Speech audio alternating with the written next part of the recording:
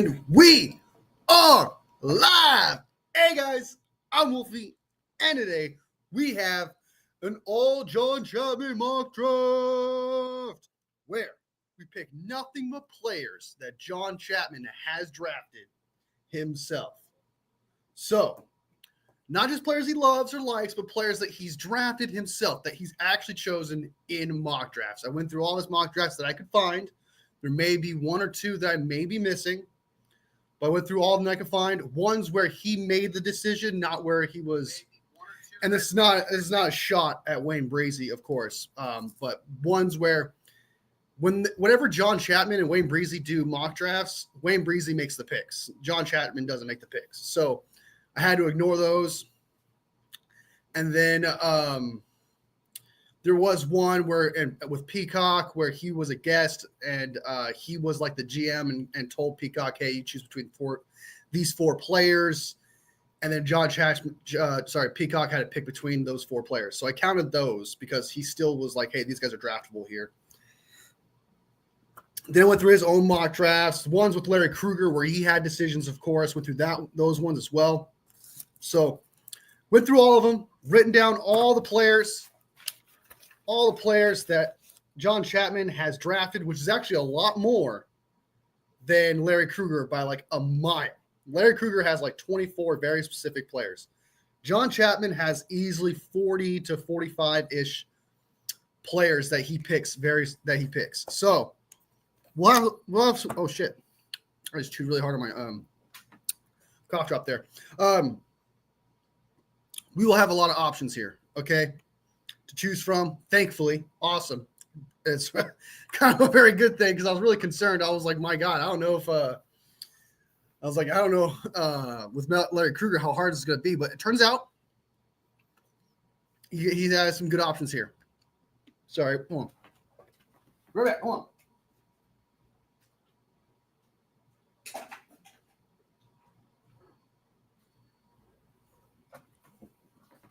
I didn't want the show turning into a mukbang. My cough drop, I actually chewed on it. It shattered. Anyway, all right. So we got some people in the chat. We got Val in the house. Good to see you. She liked this live. Appreciate you. Hey, Wolfie, what's a mock raft? I saw that and I changed it. And I was like, I don't know what you're talking about, man. I don't know what you're talking about. Hey, we're showing some love. Jake in the house. Good to see you. So, with the capital letters. Showing some love. What up, Wolfie and the Wolf Pack? Oh, let's go, baby. Nikita in the house. Wolfie, can you please tell us what a mock raft is? I don't know. What is that? I don't know what that is. I have no idea what you guys are talking about. Like and subscribe. Of course, every single like, guys, is super important to me. Helps me out a lot. Helps push out the conversation, as always, per usual. Nikita, good evening, everyone in the chat. Hope you all have a great Tuesday. It's Taco Tuesday, and that's exactly what I had today. Taco Tuesday, as LeBron James would say. Dad played a game of football with friends, as you should. If you got friends, use them by playing football. Very important. And then before we get into the mock draft, let's go ahead and talk about the Brandon Ayuk situation where it turns out potentially he might not get traded. We knew this was going to happen. A lot of back and forth of like him not getting traded, him getting traded, all that crap. But we'll talk about the latest with that. But of course, before we get to anything, we're sponsored by and brought to you by water. Without it, I wouldn't be here today. You wouldn't be here today. It's super good for you. It's good for your skin, good for your organs, good for your bowels. Drink a cup a day. And then just drink all the beer, alcohol, whatever you want. And that one cup will hold its ground. You're like, yeah, holding all that. Yeah, that one cup will. H2O. It's the way to go.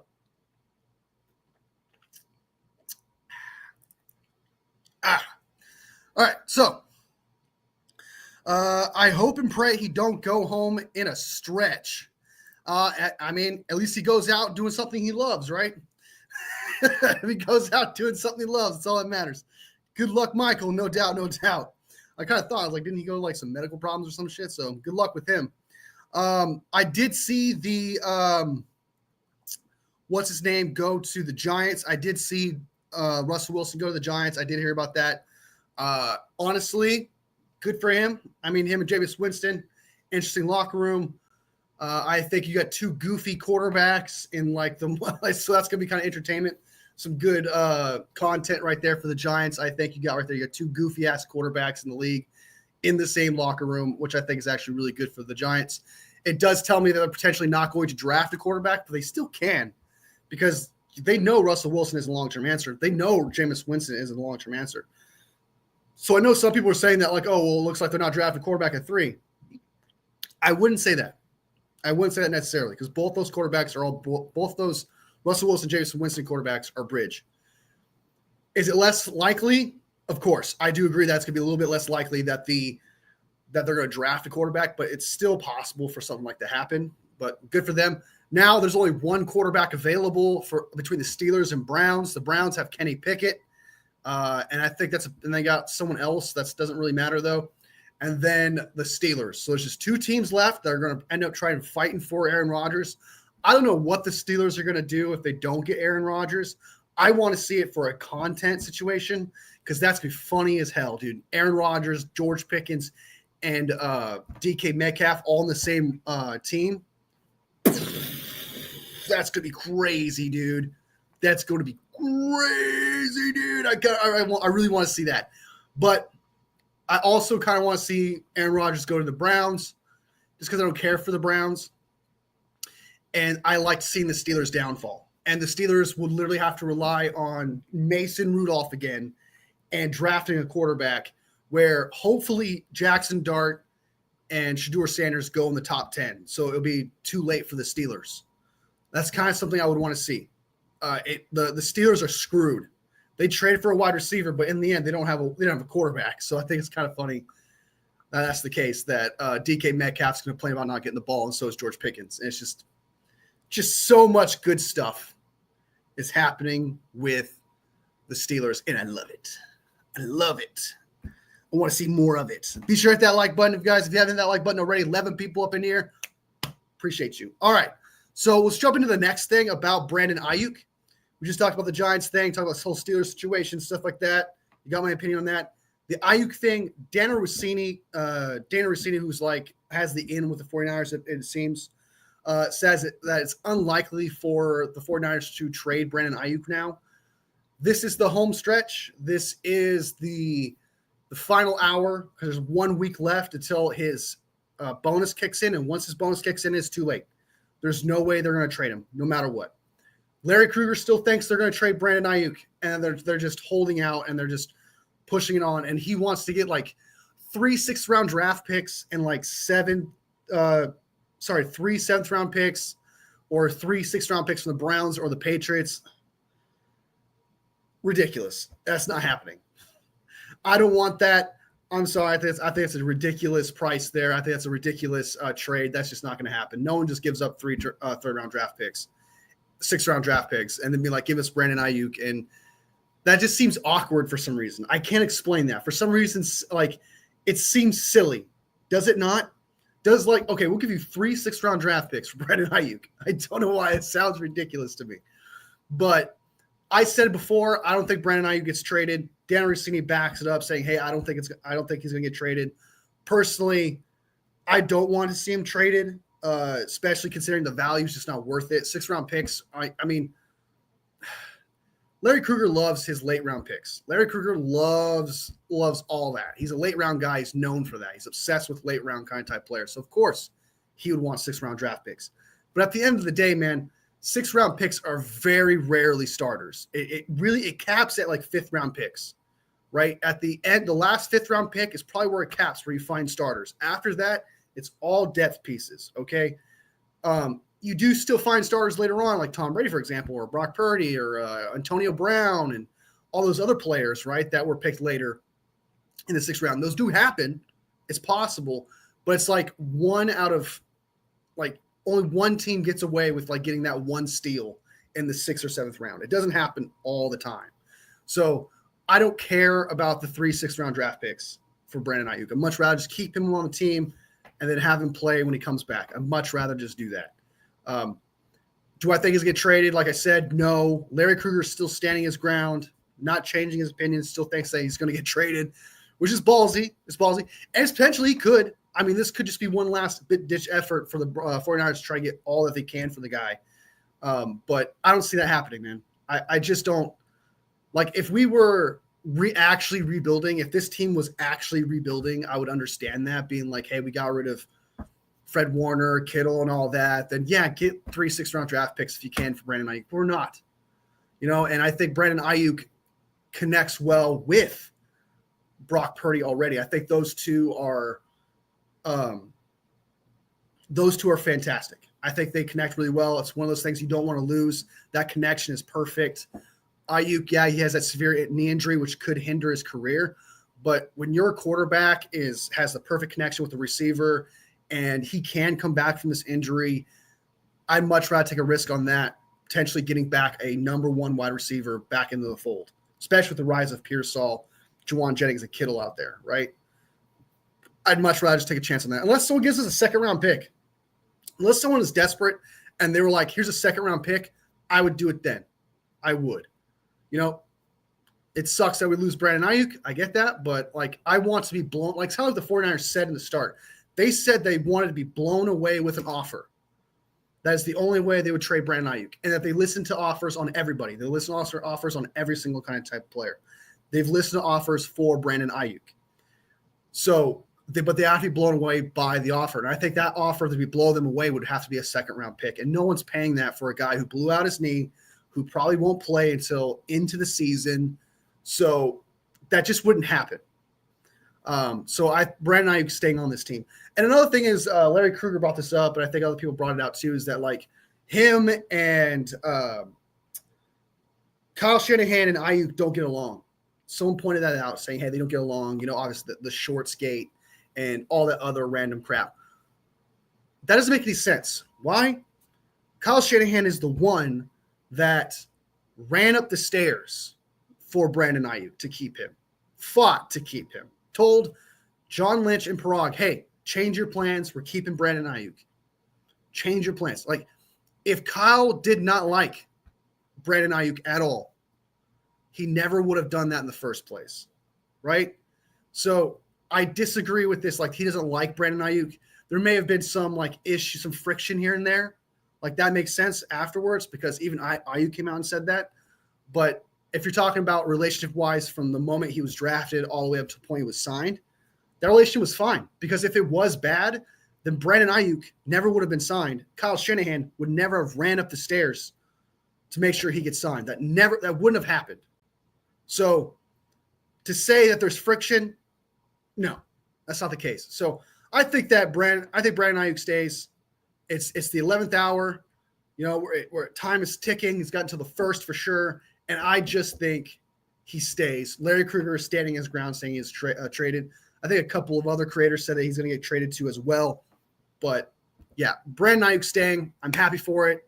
Hopefully he can come back. And even if he, doesn't come back until midseason, we have Demarcus Robinson. That's what Demarcus Robinson is for. Demarcus Robinson is the rental of Brandon Ayuk until he comes back, right? So we may miss out on Brandon Ayuk this year again, just like last year where he had to get back into the fold. This year, he probably won't get back into the fold till later in the season, which probably will diminish his reps, probably diminish his opportunities or whatever. But Demarcus Robinson, that's his job. He's the rental for Brandon Ayuk until he gets back next year. And so with that contract you have 3 years of Brandon Ayuk after that, which I'm fine with. I mean, he'll have a whole offseason healthy. He'll have a whole offseason back with the quarterback. Hopefully Brock Purdy signs, right? I'm confident that will. We will have I think Brandon Ayuk will be on this team for the next 4 years at least. So, yay! I like it. I love it. I want him on the team. I want him to stay. Again, Demarcus Robinson is that insurance policy if he can't do it. So, all right, let's go ahead and look at some comments, and then we'll jump right into the all John Chapman mock draft. I have to keep this live shorter than 2 hours because I'm running out of hours for the month on StreamYard. So we'll get to that as soon as possible. First, let's get to some comments because we have some nice comments up in here. You guys are awesome. Make sure I always make sure your guys' voice gets heard up in this biatch. All right. So I hear you. I see it. I see it. All right. Jameis is my favorite player. I hope personality-wise. I'm guessing personality-wise. Bet Giants draft the Penn State linebacker or running back Genty. If I was, I would not draft a running back Genty. If they did, but he would be in the shadow of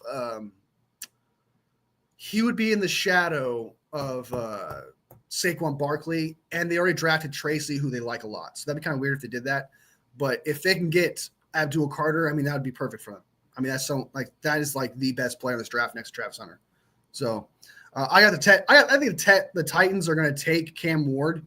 So it's up to the Browns and Giants what they do. They're going to set the board. So he is funny. I like him a lot. The W thing, got to go out there and eat the W. That thing, classic. People made fun of him, but I thought that was great. I loved it. I saw a shirt that said Giants should get Hunter at pick 3. I mean, you really can't go wrong if they want to get Hunter, if they wanted to get Abdul Carter, you got two of the best players. If they get a quarterback, man, you're taking a risk there because you're moving on from 2 generational players like Abdul Carter and Travis Hunter. But if you miss out on both those guys in the top 3, take Cam Ward. I mean, the Giants are in a perfect opportunity, man. They have an opportunity to draft 3 top players in this draft, which are Cam Ward, the quarterback, Abdul Carter, and Travis Hunter. Mason Graham, I don't put him on the same tier. Everyone else, I don't put in the same tier. But those 3 are just because Cam Ward's a quarterback and probably the most potential to be a starter.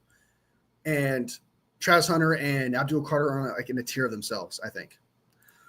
Because he could intercept some of the Jameis's interceptions before defenders got them. Steelers could get Dobbs in a trade with Patriots or Trey Lance. I know you like Dobbs, Nikita, but no Lance. That'd be terrible. If they got Lance, I'd laugh my ass off. I think Kittle's 6th rounder. No, I think you were correct. He's a 5th rounder. Purdy's numbers might be massive. It might be, but we're still set up. He's still out. Even if he signs a contract, he's set up with a great offense still. They just need to get offensive line. You have the running backs, you have the tight ends, you have the wide receivers. You just need to fix the offensive line. And the only way they were going to fix the offensive line theoretically was in the draft, and which we're heading into. So, fingers crossed. Stephon Diggs signs with the Patriots, 3 years, $69 million. 69. I see what he did there. I bet you he was offered $70 million for 3 years. He was like, make it 69. You got a deal. 69. Isn't it a elevator? Living in an elevator. Living in an up and going up and down. Living in an elevator. Living and I'm going up and down. Sorry, I was feeling myself there. Some classical music for you guys right there. Some Aerosmith. Steve-O in the house. Good to see you. We're showing some love. That's what I like to see up in this biatch. Bro is so funny. I meant short, not shirt. Hey, there might be a shirt out there that does say, "Go get Jameis Winston." I'm just saying. There might be a short out there somewhere. All right, so we got through the comments. We got through the Ayuk news. We got through the finding out about Russell Wilson going to the Giants. As for Stephon Diggs going to the Patriots, good for him. I mean, he's still recovering from ACL. Probably won't play until later on. So Travis Hunter. Yeah, that's right, Travis Hunter. I mean, there probably is a shirt out there. I mean, there probably is. So you're not entirely wrong. There probably is one. All right, so let's go ahead and jump into the mock draft. We're going to do an NFL draft simulator. I just don't know which one we should use. Are we use Pro Football Network or are we go NFL mock draft simulator? Let's go Pro Football Network. Let's do a little Pro Football Network here. We're going to go 7 picks. Okay, a normal speed, picking the San Francisco 49ers. Okay, let me go ahead and zoom in and let me bring it up on the video here so you guys can see it. Be sure to like. There's 13 folks, awesome folks up in this biatch. Be sure to hit that like button if you haven't already. Please, God, man, hit that like button. All right, I appreciate it. All right, Steve-O. Punch. All right. Let me bring it up. Share screen and boop and boop. Ooh, that's a good offer, but we're not going to do trades on this one. We're not going to do trades on this one with the 11th pick, okay? All right. By the way, guys, I was in that Brad Graham live, by the way, where he was doing the you guys vote thing. You all disappoint me.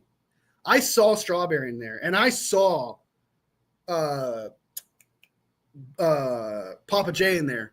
You guys wanted Bossa, a linebacker from Oregon who's small, over Fannin Jr. Please talk to the hand.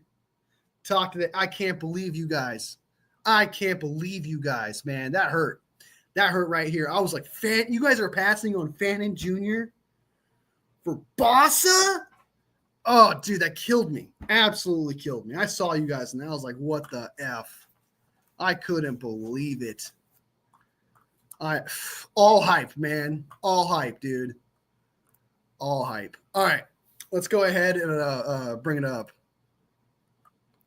Hey, you laughed, man, but I was crying. You laughed, but there was tears. Okay. All right. So here is the all John Chapman mock draft where we draft nothing but John Chapman picks that he has chosen himself. And we got a few. All right. Papa says it was because his name is close to Bosa. You got to have that Bosa-Bossa combination. No doubt. Okay. So let's go ahead and jump right into it. The first round draft picks we get to choose from here are, let me see what we got. Okay, we got James Pierce Jr., someone he's really high on. He's drafted a few times. Calvin Banks, obviously, because he's a huge Texas fan. He is really high on Calvin Banks Jr. He likes Makuba, but not Makuba, but Membo. But Membo has been taken by the Panthers. Who else we got? Derek Harmon he's picked. We picked him in the second round. Walter Nolan he's picked before. And I think that's about it. He's mainly picked James Pierce Jr. and Calvin Banks in the first round. So look, the picks that we have here, who's left? Is there even a Shamir Stewart? Let's stay away from Shamir Stewart. Who we got? James Pierce. It's between James Pierce or where's he at?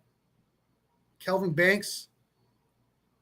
Was he? Did someone draft him? Oh, the Bears drafted Calvin Banks Jr. So we dodged a bullet there, guys. We dodged a bullet there. My God, because Calvin Banks is my bust. I think he's an absolute bust. Not the way to go. Don't like him. No. All right, that's what I think of him. But Shedeur Sanders is slipping. Look at that. Shedeur Sanders is slipping in draft boards. All right. This one's easy. This one's easy for me. Obviously, Membu's not there. I like Derek Harmon, but with the love that John Chapman has shown towards James Pierce Jr. and how much he's a big fan of him compared to the other first-round draft picks we've gone through already, we're going to pick James Pierce Jr. here. We're going to try and pick his favorite picks. We're going to try to pick the ones where he goes to the most, so that way we can get a true ultimate ultimate John Chapman draft here. And we're going to pick James Pierce Jr. because I don't think he's going to be there at 17 if we were to trade back or anything like that. So we're going to take an edge from Tennessee, James Pierce Jr. Great. I think he's great instinctually. I think he's got great instincts. I think he's got excellent speed. You know, there's a lot to like about him. The problem is he doesn't have a bag. He needs to be able to be coached up. And honestly, if you really think about it, and I have thought about it, if there is a defensive coordinator and if there is a D-line coach to potentially break through to him to teach him some things and, you know, cool his hot-headedness, his attitude, because that's kind of the problem that apparently coming out of the draft is that he's kind of a bad character guy. If there's a guy to kind of get the most out of him, it's probably Robert Saleh and it's probably Chris Kasurik. So James Pierce Jr. at 11. Not my favorite at 11, but there's certainly a significantly worse picks at 11, like Kelvin Banks Jr., in my opinion, or Shamir Stewart. So we're going to go ahead and take James Pierce Jr. at 11. I know you guys are just going, yeah, man. I know you guys are feeling it. I know you guys are feeling it. All right, here we go. We're gliding, falling down. All right. Grace Bell, Walter Nolan, Tyreek Williams. Jesus, we're losing some defensive tackles. Grant is gone. We lost Kenneth Grant. He is gone. Man, those 2 first-round draft picks from the Bears are fantastic. 57 and 74? Dude, I might take that. He loves Harmon more, though. I don't know, because what I've seen, he's only drafted him one time. I think he likes Harmon, but he's drafted James Pierce Jr. multiple times and says that he loves James Pierce Jr. a lot, from what I've seen, from what I've heard. So that may be true, but I'd much rather take Derek Harmon there at 11. But from what I've researched, he brags and loves James Pierce. He said himself that he loves Harmon. Well, I must have missed that because I didn't see that. I just seen him brag about James Pierce. So we got the edge, though. We got the edge. It's out of the way. This one's easy. This one, again, if we're doing the ultimate John Chapman draft here, this one's easy. We already know who it is. I hate to be like we're just going for it right now kind of type thing, but he says he loves Pierce Jr. I've heard him talk about Harmon, but that was like an older draft, like months ago. Recently, he says he loves James Pierce. So either one, I'd much rather have Derek Harmon there, but we got some James Pierce up in there. We got James Pierce. But there is one pass rusher he's obsessed with. There's one pass rusher in particular that he loves that we must get. We have to get it here. I know we already drafted a guy. We already got James Pierce. So you're like, what are you doing? This is a guy that he says is his favorite pick, that he says is his favorite player in this entire draft. Someone he says that fits the bill perfectly for the 49ers. We're double dipping an edge here. That may be bad, but I'm just saying we're getting Landon Jackson from Arkansas. He loves Landon Jackson from Arkansas. So we're going to go ahead and pick Landon Jackson from Arkansas, 2 straight DNs. We're good on DN for the rest of the draft. And you guys will be like, what about D tackle? What about D tackle? Don't fret. Don't be concerned. Don't freak out. There's D tackles in the 4th. There's D tackles in the 3rd. We'll address it. We were going to draft a D end in the 3rd or 4th anyway. This is a guy, though, we cannot pass up. We cannot drop just because he loves Landon Jackson so freaking fracking much. Though I do like this offer. This is a fantastic offer. It's just that I don't think Landon Jackson's going to be there at 57, and I cannot miss on this guy. So we're going to go ahead and draft Landon Jackson. Terradome in the house. All right, I dropped get rid of that guy. Terradome in the house. We are doing an all John Chapman draft where we're getting nothing but John Chapman players that he loves, that he obsessed with, that he wants. And we got them all. Papa J says that he likes Derek Harmon more. That may be the case, but from what I researched and saw, James Pierce seemed like someone he loved more. But either way, either one of the options, we got one of his guys that he loves a lot. We got James Pierce in the 1st round. Then we got Landon Jackson in the 2nd. So we got 2 straight DNs, which in a real-life draft would be like, what the f- are we doing? Right? But these are picks where he loves them, he wants them, and we're going to go out and get them. He likes James Pierce Jr. It was between him and Calvin Banks. Calvin Banks was taken. So had to go James Pierce there. Then next up, Landon Jackson was somebody I could not pass on just based on how much he brags and loves that guy. So I couldn't do it. Blue Horseshoe loves Anacott Steele, C. Elijah Roberts, DNSMU. I saw your message on Instagram. I saw that. I think I've seen him once. I think I saw his highlights one time. I didn't do any research on him or anything like that. But I think I didn't like his size, and I kind of just moved on. It was something I was going to get to at some point, but yeah, it sounded like you love him, man. I mean, I think you had a show about it earlier this morning about it. So, yeah, I don't know. Yeah, I'm not against it. I mean, he is a D tackle, and we could use D tackle, so I'm not entirely against it. All right, man. Out of all these players to choose from, who do we get at number 3? Okay, who is available? TJ Sanders, not on the board. He loves Jacob Parrish. He likes Kobe Hudson, wide receiver. Jackson Hawes, he's drafted multiple times. Marcus Yarns, he likes some Marcus Yarns. He's drafted him a few times. Fannin Jr., he's checked him out a couple times as well. And Andrew Makuba, he's drafted 3 times. He loves some Andrew Makuba. And I think that's who we get at 75, if you guys don't hate it. He's moving up in ranks. He's moved, obviously, because he usually was like a 90-something or something like that ranked. Now he's moving up in draft boards.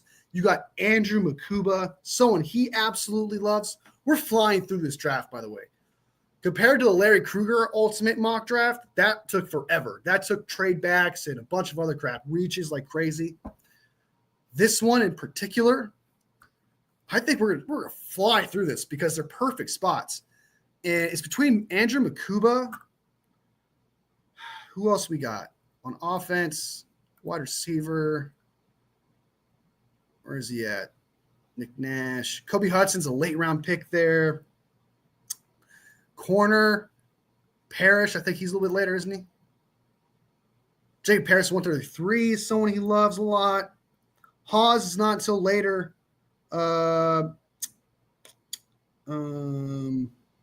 Marcus Yarns is someone he likes a lot too as well, but we can get him later too. Marcus Yarns.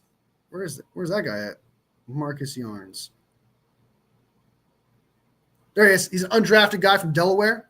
Probably check out his film, see how good he is. So it kind of seems to me that we cannot pass on Makuba because Makuba is going to be here. Is not going to be there at the 100th pick. Let's be honest. He's not going to be there. Someone he loves. And we're going to go ahead and take our safety of the future, Andrew Makuba. Pa! We got ourselves an Andrew Makuba. Right there. Okay. I gave John Chapman Andrew Makuba, by the way, just saying, taking credit. Isn't he a Texans fan? Shouldn't he be aware of Makuba? I think he's a Texans fan. I thought he was a Texans fan.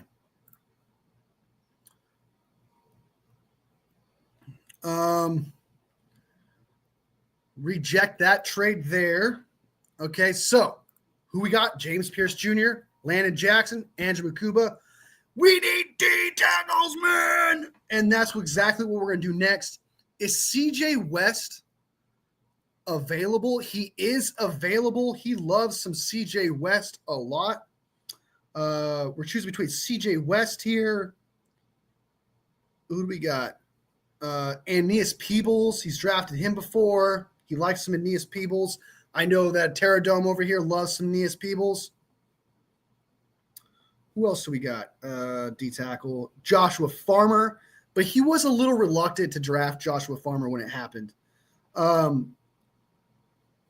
Riley Mills, D tackle, I think from Notre Dame. Who else do we got?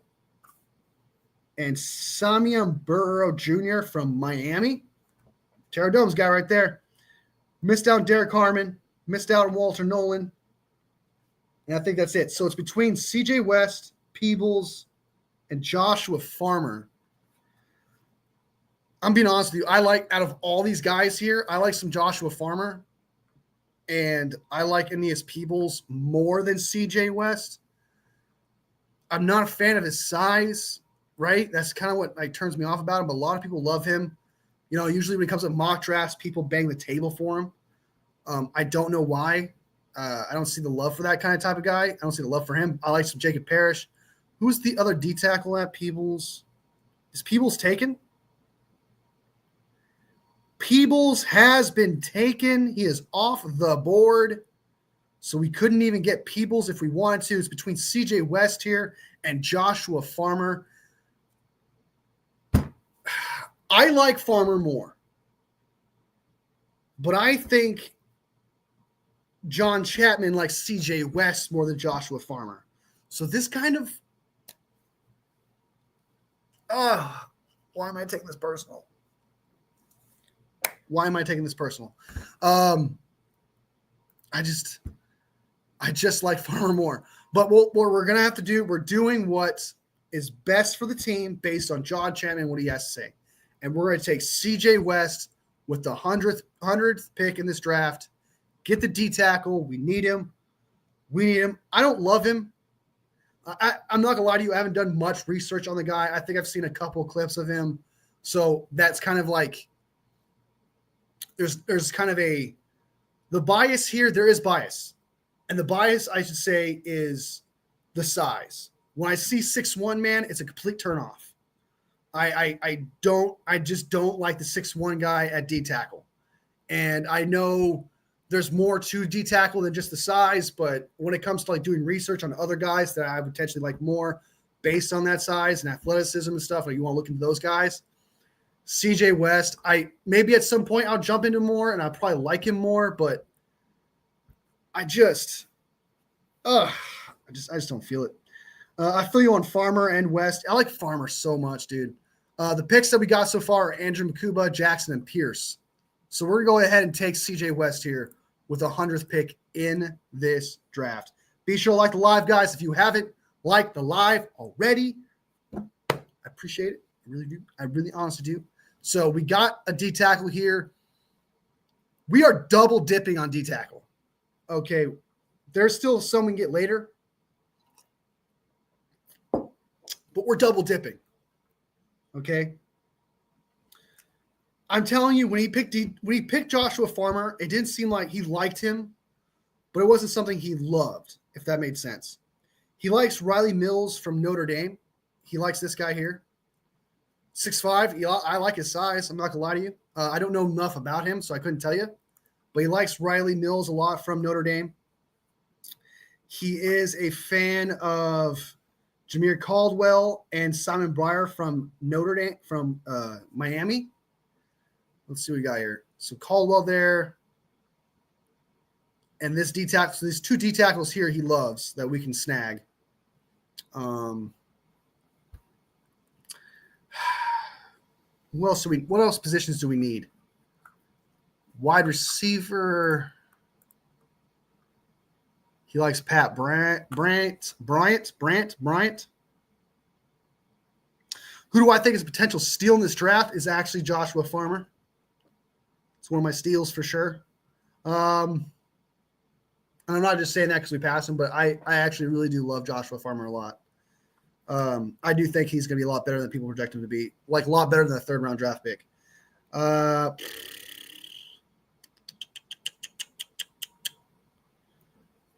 Man, I should have done a better job organizing these players. That's what I should have done. He's drafted Danny Stutzman. Buchanan is solid. Cody Simon from Ohio State he's drafted. Linebacker-wise, gone. DJ Giddens is gone. Savion Williams is there. Gone. He's drafted Jeffrey Bossa. He likes some Jeffrey Bossa. I'm pretty sure he's gone. He is. Okay. Who else we got? I think we keep going D tackle. We got to get the D tackle all the way. And I'm going to take – he might have been higher on Caldwell or Mills, but I'm going to take Joshua Farmer. He's just way too good of a player to pass on. Just way too good of a player. Way too good. So we got ourselves a Joshua Farmer. Okay, now we need offensive line, I think. Would it be bad? Would it be a bad choice? Going and going. Come on, come on, come on, come on. And all right, we still have this Caldwell guy. There still has Riley Mills. We're good on D end. I think we're technically kind of good on D tackle. Tight end. I think Mitchell. He's drafted Mitchell Evans. Fannin is gone. Jackson Hawes. He's back here.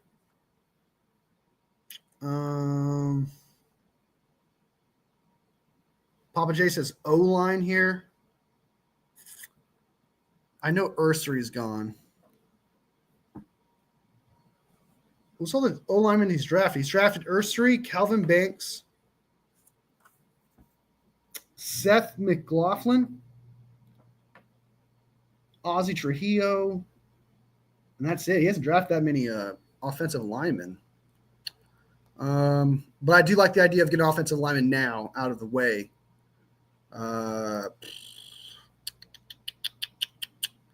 Luke Kandra, no, he's not got him. Miles Frazier doesn't draft him yet.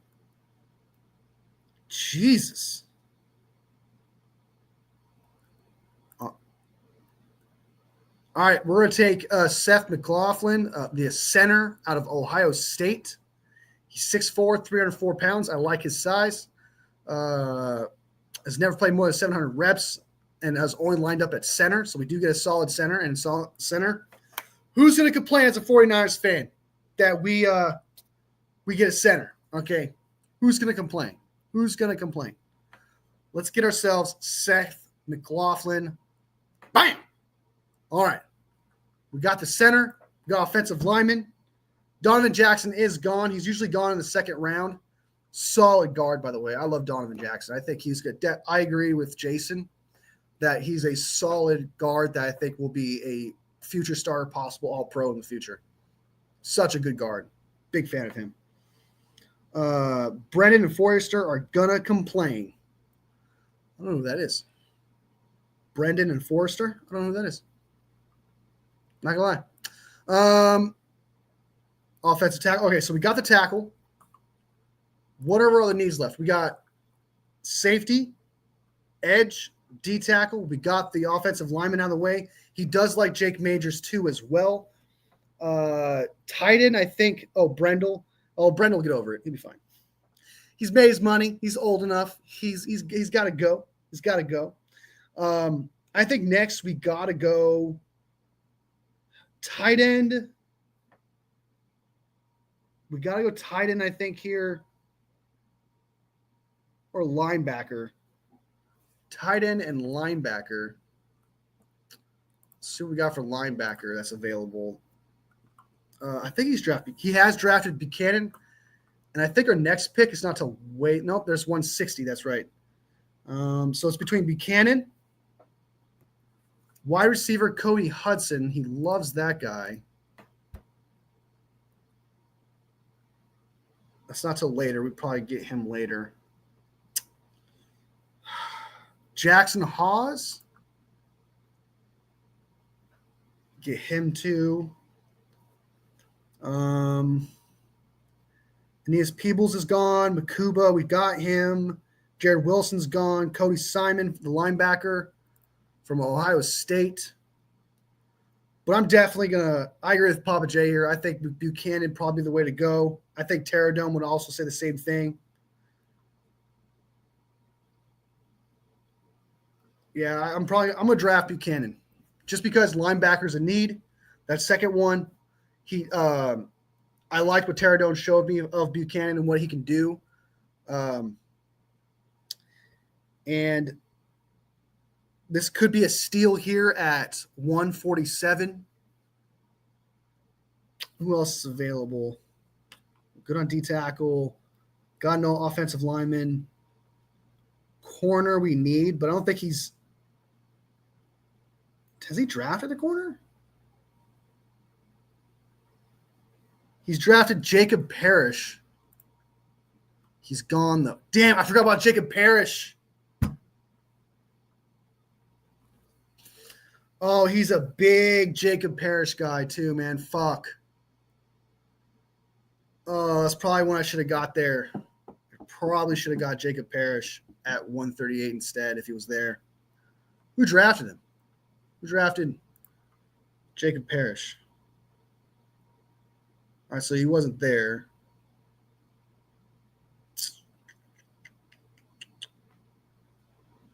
Who drafted Jacob Parrish? The heck? Did I pass him? Oh, he went to 102? Dang. Okay, yeah, I missed out on definitely. That's someone I would have got for sure with the 113th pick or something like that. Jacob Parrish is gone. We're going to do Teddy. Let's just do Teddy. I think a lot of 49ers fans love Teddy. I know SF Niners loves Teddy. A lot of 49ers content creators around the YouTube sphere, as people would say, is the guy for the 49ers. So we'll go ahead and take Teddy Buchanan out of California. Demetrius Knight. Oh my God, is he on his board? He is not. Okay, so we couldn't even draft Demetrius Knight if he was there anyway. Woo! I honestly don't mind that trade. What's the Braylon in the house? Good to see you, man. Good to see you. Welcome to the all John Chapman draft. We draft nothing but John Chapman players. 160. Who do we? Okay, so we drafted 2 edges. We got the 2 D tackles, corner. We need a corner, but he's only drafted 1 corner. 2. Never mind. He's drafted Jabbar Muhammad. Oof. And there is no. Oh my God! So we missed out on the corner. Tackle. We missed out on the tackle that he likes. Got there. Running back. So we probably need, corner. Never mind. No. Hey, you know what? Is he there? He is there, baby. Ooh, should I trade back? Because we still need a tight end and a running back. Dude, I'm taking Noel Williams, man. This Noel Williams guy right here, by the way, 6 foot, 199 pounds. He's fast, relatively fast, and he led the league in interception in the college in interceptions. And when you actually watch him play, huge upside. There's a lot to love about Noel Williams here. And I'm going to draft Noel Williams here. We need a corner. We got a safety. We got linebacker, 2 D tackles, 2 D ends. We have Landon Jackson, who's 6'6", probably can play inside and outside. Joshua Farmer can play inside and outside. So we're going to go Noel Williams here from California. Get that guy. I think Noel Williams is a really good player. One of my favorites in this draft, to be honest with you. Huge upside. Running back, though, we'll probably take a running back coming up next. And that running back we're going to take is he gone there? We're going to take this guy, Marcus Yarns, the 512th ranked running back in this draft. Oh, my God. That's what we're going to take in here. Once it gets to us, it's take forever.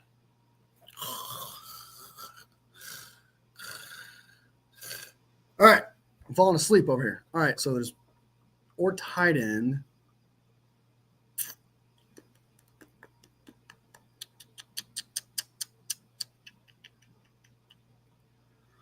I'm going to take Jackson Hawes here because I think that running back's going to be.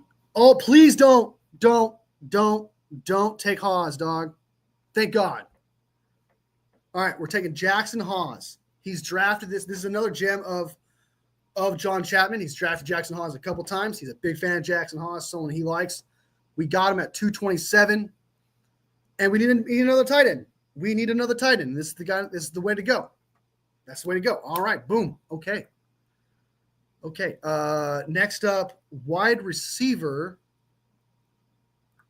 Ja'Cory Brooks from Louisville is an option, and Marcus Yarns are going to be our last 2 picks.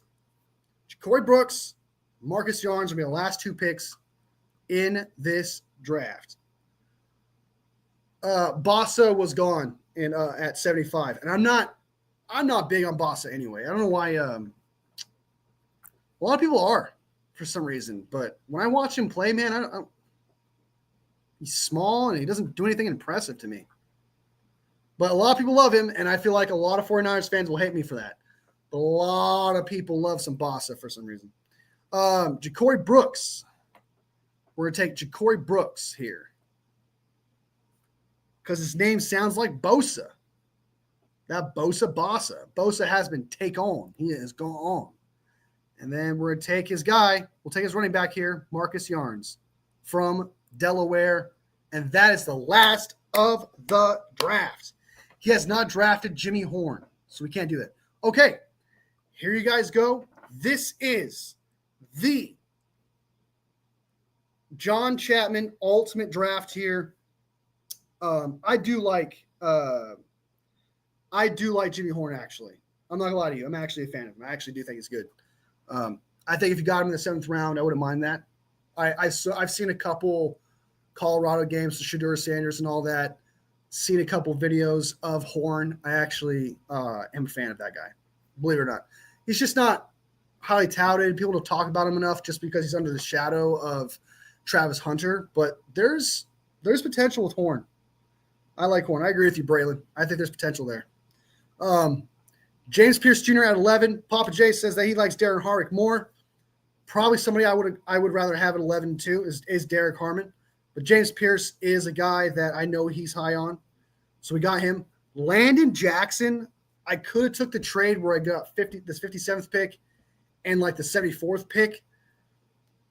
But I had to make sure I got Landon Jackson. If you guys weren't here earlier, John Chapman loves Landon Jackson. It's his favorite pass rusher in this draft. His draft crush. He brags about this guy every single chance he gets. In Larry Krueger drafts, he tries to get him when he can. I'm not that big on Landon Jackson. I think he's a run-stopping edge with power moves. I'd much rather have Jared Ivey, who is, in my opinion, Landon Jackson, but with finesse. And I'd much rather have that than that. But, I mean, Landon Jackson does have some upside. He's a good run stopper. 6'6", same thing size as Jared Ivey, big guy. Makuba, man. Hold on, drink some water.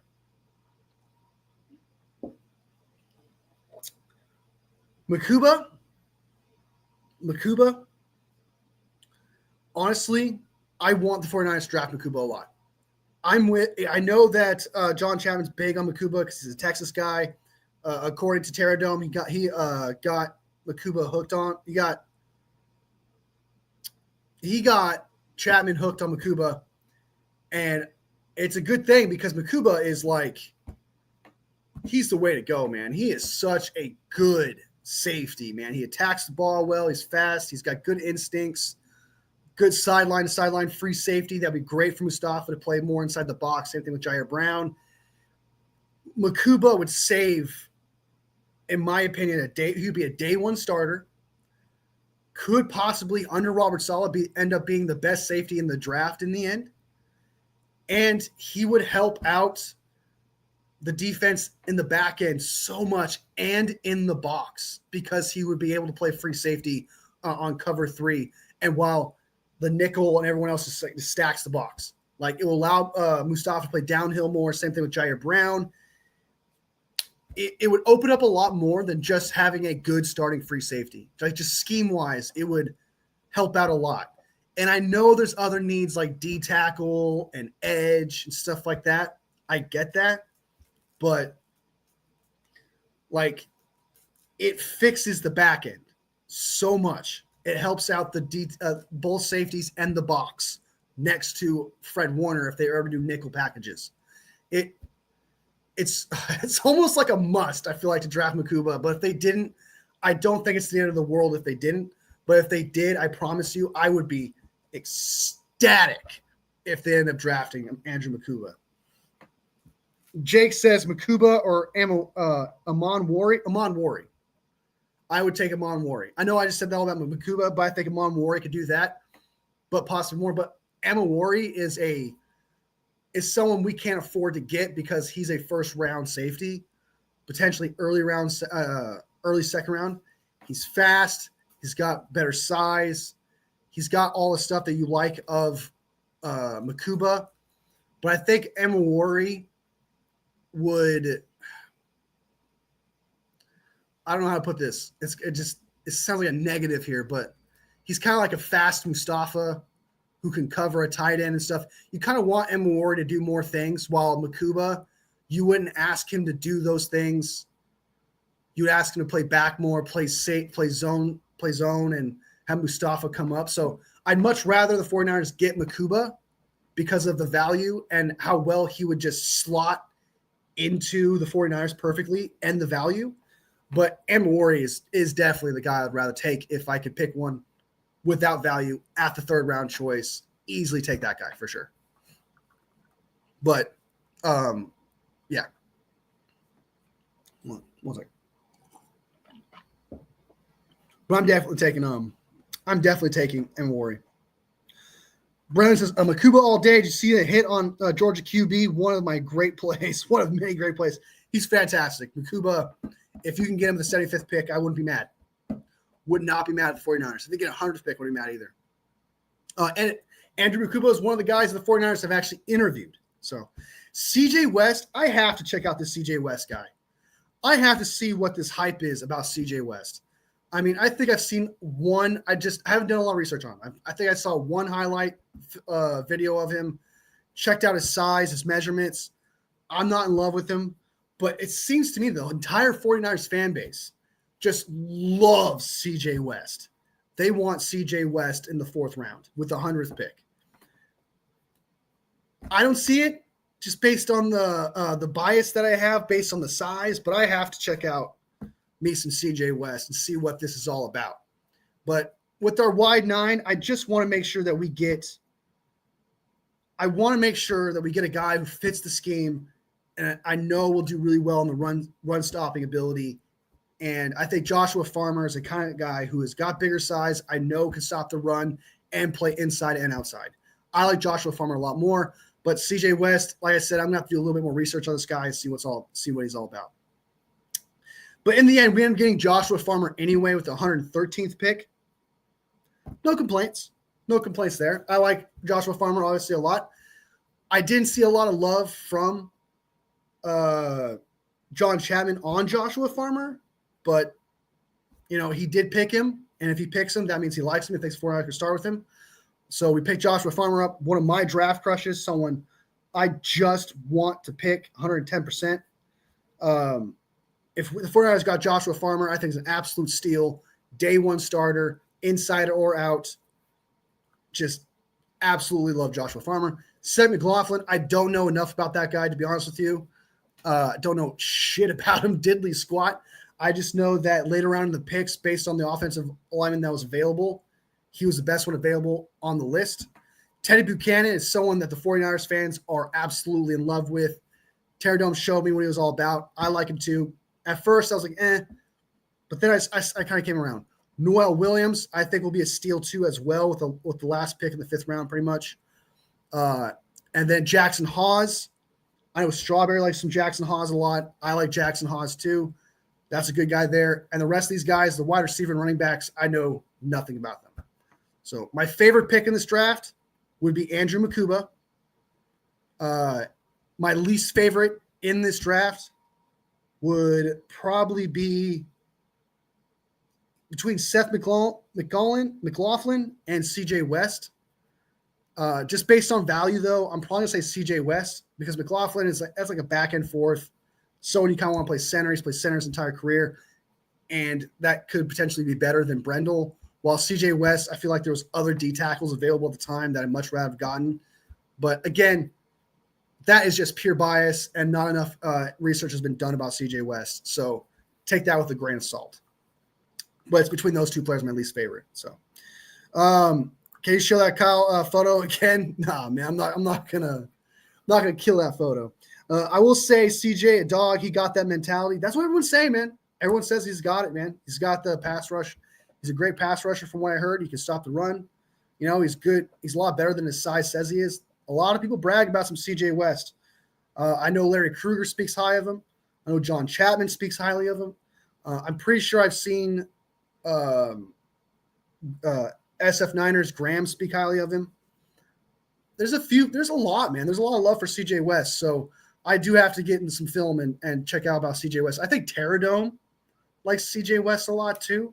I don't think I've really seen anybody hate on CJ West. So, I mean, at least I make the fans happy with that pick. And that's all, I guess that kind of matters, right? So that is the John Chapman draft, ultimate draft, where it's all the players he loves. That was significantly easier than the Larry Krueger draft. The Larry Krueger draft felt damn near impossible. Had to trade back like 1 billion times. had to make that work because he reaches a lot. And there was slim pickings in the first and second round. I mean, it was very difficult. This one was actually rather easy. We actually went by it very fast, got all the players super fast. So that is the John Chapman draft. Let me know what you guys think. Did you like? What was your favorite? What was your least favorite? And then, yeah, that's how I feel about that, man. I thought that was. Do I like that better than the Larry Krueger draft that we did?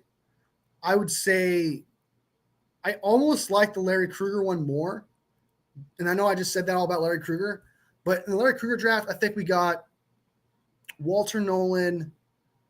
We got Kenneth. I think we got Kyle Kennard and Fannin Jr. There's a lot more players that we ended up getting that I loved in the draft while addressing the needs of edge, D tackle, offensive line, and things of that, etc.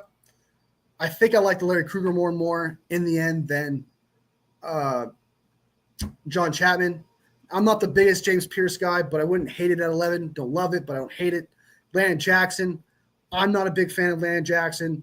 He loves Landon Jackson. How to get him. Andrew Makuba is probably like Andrew Makuba and Joshua Farmer, Buchanan, Noah Williams, and Hawes are probably the only players I like. And all of those are back-end picks. So, yeah, I would say I like the Larry Krueger one more. I'm definitely going Larry Krueger more. Can any of these centers be better than Brendel?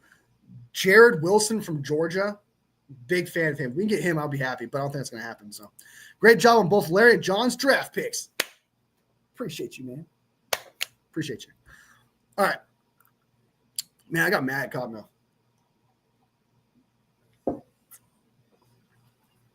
I got angry Cottonmouth. All right. Who's a player you don't want the 49ers to take at 11th pick that other people have in their mock drafts or think we should take? All right. I was just thinking about this earlier today because I wanted to make a video on it. At 11, who I personally don't want the 49ers to take is the number one option, the number one guy that I don't want the 49ers to take at 11 that potentially could end up happening because of need is Shamir Stewart. I don't want him at all. I'm sorry. He doesn't have the production. You could be as athletic as ever, man. Doesn't mean you know how to play football good enough. Doesn't mean you have the football IQ. Doesn't mean you have the instincts.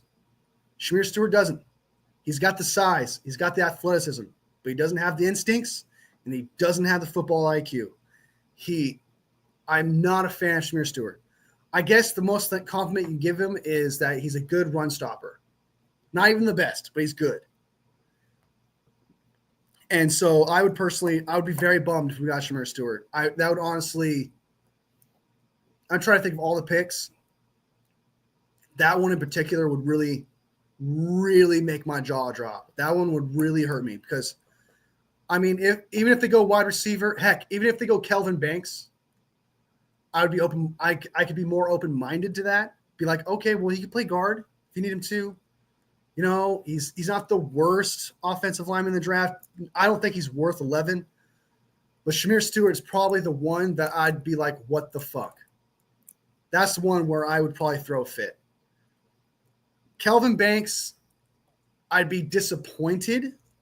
I think Kelvin Banks is a bust in the terms of he won't be like 11th picked worthy. I don't mean bust as in like he won't. Like some people think bust as in like bust means you will you'll be out of league in like 2 or 3 years. You got him at 11. No. What I consider a bust necessarily is you becoming like Solomon Thomas, for example. To me, he's a bust, but yet he's still in the league, right? So Solomon Thomas, to me, is a bust because we got him second round. You have, what are your expectations with your pick? With the 11th pick, I have high expectations for you. And I think Kelvin Banks is going to be probably good at best at guard, not even tackle, and not worthy of the 11th pick. So I'd be very disappointed in Shamir Stewart, who I graded as a late third, early fourth kind of type player, or Kelvin Banks, who I have like my 5th or 6th offensive lineman in this draft. I'd be very disappointed if we got Kelvin Banks with the 11th pick. If we got a safety with that 11th pick, I'd be disappointed with that too as well. A lot of people, this one's a hot take. A lot of people love Jahad Campbell, but I think he'll be good in the NFL. I just don't think he's safe, as some people put it, or he's actually a first-round linebacker. I think he'll be good at best. I think Jahad Campbell will be good, a good downhill, good tackling linebacker. I think he will get a second contract somewhere, but I'm not in love with him. So the players that I want the 49ers to drop to pick, that I will like at the very least like them, is there's a lot. All right. I will like it, be happy with it, and be like, okay, let's see what happens. Are edges. There's 3 of them. With assuming Abdul Carr is gone. Nick Scorton, Mike Green, and James Pierce Jr. If we got either one of those guys, I'd be like, okay. If we got Nick Scorton, I'd be ecstatic. If we got Mike Green, I'd be ecstatic. If we got James Pierce, I'd like it. So those 3 I'd be fine with. I would like. D-tackle wise, I do think it's a little early to get Kenneth Grant, but if you got Kenneth Grant, you fill in the biggest need of the San Francisco 49ers right now, which is run-stopping D-tackle. That's what you need the most.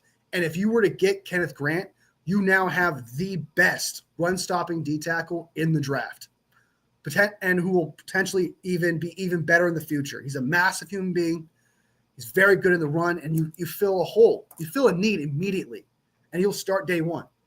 So if you got Kenneth Grant, I would love it. You fill the biggest need, you're good. Walter Nolan, I'm not that high on him, but I'd like it because it does fill a need, right? So, I mean, if they drafted Walter Nolan, I wouldn't hate it. I'd like it. I'm like, okay, it is a D tackle. He has high upside. Someone I like. Derek Harmon is someone I really love a lot. He has tackling issues, but outside of his tackling issues, he does everything else fantastic. And I think that Robert Saleh and Chris Kassir can help fix some of those tackling issues because those are mechanics, and I think you can fix those mechanics of tackling. But so if we got Derek Harmon, Kenneth Grant, Walter Nolan, I like those. Offensive line wise, I do like Membu. I'm not in love with Membu like everyone else is, but if we got Membu, I wouldn't be upset because he can play guard and he can play tackle, so he does two things and does them really, really well. So there's a lot of, it's almost like you can't miss. With the 11th pick, it's almost a can't miss if you address need. And Shamir Stewart, Kelvin Banks, a safety. What else? We do technically need another corner, so I wouldn't hate that much. Wide receiver,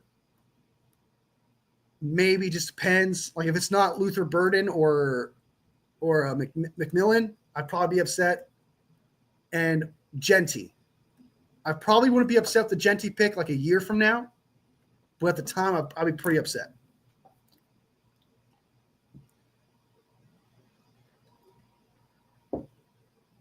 There's a lot of picks. That's the thing about this draft, man. There's a lot of picks at 11. There's a lot of picks from 11 all the way up until the 43rd pick in the draft that are about in the same tier, where it's not like there's very few guys at 11 where you're like, oh, you have to get him. You have to draft him. You have to do it. Very slim. It's very slim there. But as from between 11 all up to 43, they're all pretty much the same value. This draft is stacked. It's not like there's barely any players or anything like that, but this draft is absolutely stacked with talent compared to other years in the past. It's actually crazy. I love this draft a lot. So, which of the centers in this draft can't be better than Brendel? It's got to be low. It's got to be low. I wouldn't want Josh Simmons at 11. Yeah. You know, secretly, if we drafted Josh Simmons at 11, I'd probably freak out and be like, yeah, we got the best tackle in the draft. Woo! And then, like, I'd have to come back to earth and be like, he has that injury, though. That would be such a conflicting draft. That'd be such a conflicting draft pick. Such a conflicting draft pick. That's a good opinion. Hope the Niners don't sell this draft. We got some good picks, getting flashbacks from that Trey Lance situation. 3 first. Oh, my God, dude. I was open-minded about the Trey Lance thing, but I didn't like his lack of experience. I was not a fan of that. But, yeah, I think they can nail it. I think they can. I mean, it's very – like I said like 1,000 times earlier, just a couple minutes ago, the target is fucking ginormous, right, of the players you need to pick that the 49ers fans will be happy with. I think there's obviously some 49ers fans out there that say, hey, you got to get this guy at 11. I think there's that. But for the most part, I think if the 49ers drafted Grant, Nolan, Harmon, Nick Scorton, Mike Green, James Pierce Jr., and they don't work out, I don't think there's not going to be that many 49ers fans that can say, I told you, or like, wow, he obviously wasn't going to work out at 11, right? There's obviously going to be the haters being like, they can't draft. They can't do it. When in reality, they wanted that guy. When in reality, they thought that guy was going to be good and they're just hating. But in the aspect of the target, the draft target, it is ginormous. Like, it's almost in the idea of satisfying fans, it's almost a can't miss.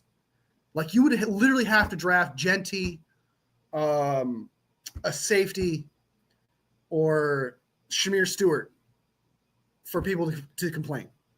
I feel like it'd be something like that. It's very small. New York Giants signing Russell Wilson up to $21 million to Terradome. We talked about that earlier, and I tell you what, I'm happy with it. I'm happy with the Giants. They got 2 goofy-ass quarterbacks in their locker room, man. They're going to have nothing but a great time, dude. Those 2 should get along perfectly well. It's great locker room stuff. I do think that they will still potentially draft a quarterback because both those quarterbacks are bridge quarterbacks and not starting quarterbacks for their future. So they could still potentially draft a quarterback with number 3, but the percentage of that has gone down for sure. But Russell Wilson to the Browns or Steelers? I want it to be the Steelers so freaking badly. I want it to be the Steelers so bad. $21 million. It was 1 year, right? I think it was 1 year. The contract is $10.5 million guaranteed up to $12 million per ESPN. That's pretty good. It's pretty good. Russell Wilson, man, making a bank off mediocrity is crazy. 1 year, I think he is worth $7 million. Pay an extra $3 million, take him away from the Browns. I mean, the Giants kind of did something funny by them signing Russell Wilson. They kind of, well, I guess the Browns do have Kenny Pickett, and I'd rather have Kenny Pickett than Mason Rudolph. But if the Steelers do not get Aaron Rodgers, and they got pick 21, they're kind of screwed. They are kind of screwed. So, like, because I'm trying to think, I guess what they can do is it's good for the 49ers, actually, now that I think about it. Because think about it this way. Since the Steelers need a quarterback and Shedeur Sanders or Jackson Dart might be there at 11, the 49ers could be like, hey, give us a second-round draft pick. You get a quarterback because you don't have one now. You get to pick Jackson Dart or Shedeur Sanders if they're there. Trade back for a second-round pick. That actually might benefit the 49ers. I mean, and I do think that's pretty good value, going from 21 all the way to 11 to make sure you get your quarterback. If I remember correctly, I think the Chiefs, didn't they have like the 21st pick or something like that? They traded up from Mahomes. And they give up a first rounder next year. If the Giants signing Russell Wilson opens the door for a trade with the 49ers from 21 to 11, and we get a second round pick or potentially next year's first, I mean, I kind of like it. I like it. That's if they miss out on Aaron Rodgers, of course. So, all right, man. Thanks for answering some of my comments. I'm gonna go eat some grub. Have a blessed day. You too, man. You too. They'll probably try and get a Manning. I think there's a lot of teams I've heard like potentially wanting to go after Manning, and it's just kind of like only one team. There's only one Manning. There's only one Arch Manning. There's no guarantee there, man. That's gambling. That's gambling for sure. Strawberry the house. Good to see you, man. Good to see you. I saw you in the Brad Graham stream, brother. Saw you there. I guess the Giants aren't trading for Purdy. I wouldn't say that. I wouldn't say that just that yet. I maybe give up their third, next year's first, and a first after that. And Purdy can learn under Russell Wilson and Jameis Winston. And we always love to see that. Strawberry. Yep. Chiefs trade 27 to 10. Okay. All right. But a second round pick for him. I'd take a second round pick. I'd do that. There's no guarantee that he will enter the draft next year. Yeah, that is true. There's no guarantee. There is no guarantee of that. So, dude, stop. I don't know, man. The Titans. Brock Purdy's more of a proven quarterback than Cam Ward. Just saying. The Browns could give us that second round pick, second overall pick, Brock Purdy.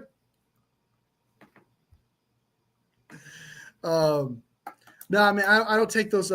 They're just those things, brother. They're just proposals, man. They're just people on. Those are just people are. It's just people coming up with trades, man. You know, it's just people coming up with scenarios because Brock Purdy started to take a contract, and it's a sports show. They're just coming up with things, get people's talking. It doesn't matter if it's true or not. You don't need a real source. It gets people talking. That's all that matters. So we always love seeing Pittsburgh being screwed. I freaking love it, dude. I absolutely hate the Steelers, man. My top 3 most hated teams. I hate the Steelers more than the Arizona Cardinals. I think it goes. I don't even hate the Rams more. I think I hate the Steelers more. I really don't like the Steelers. Purdy behind Wilson. That's not even a funny joke. I'm just saying. Brock Purdy can learn a thing or two from Kenny Pickett. Can learn a little thing or two from Kenny Pickett. Or, I know. I mean, Sam Darnold is better than Purdy, so we could trade him to the Seattle Seahawks for their 17th pick. I'm just coming up with ridiculous shit, man. For people who are just watching, I love Brock Purdy. I think we should sign him. Just for people who they're new to watch this, I'm just fucking around. Okay, I'm just playing. The Raiders need a quarterback. Pete Carroll, I think, would love Brock Purdy. Give us the 6th pick. We take Jackson Dart or Shedeur Sanders, whoever falls to us. Okay? Cheaper contract. Set up for the future. I'm tuning out. I know, but the talk was all about the Giants the past week, so I wonder which team that Grant will pivot to now. There's always going to be one. Until Brock Purdy signs that contract, it's going to be a team. And then once Brock Purdy signs that contract, it's going to be a quarterback we draft or have on the team. I'm telling you right now, once Brock Purdy signs that contract, it's going to be Tanner Mordecai had one great practice. Is he going to take Brock Purdy's job? Dude, stop. How are you? I just know how personal you take the. I'm kind of fucking with you, but I hope it's obvious to you, brother. I hope you understand strawberry. It's obvious that I'm fucking with you. But it's just that easy. Like I just have to say, Jaguars, they need a quarterback. We give us Trevor Lawrence. Give us Trevor Lawrence. We'll give you Brock Purdy. I'm just fucking with you, man. The Steelers are an amazing franchise. No, they're not. No, they are not. Okay. They're not. Hate the Steelers. Hate them with a passion. I'd take their towel and do some nasty shit with it. Okay. Fuck their towels, dude. This Wolfie on drugs, without a doubt, without a doubt. Raiders have Geno, and Brock Purdy can learn a thing or two from Geno. Like, it's so easy being a hater. No wonder people can just fucking just do it. It's crazy. If I were a Niners fan, I'd be a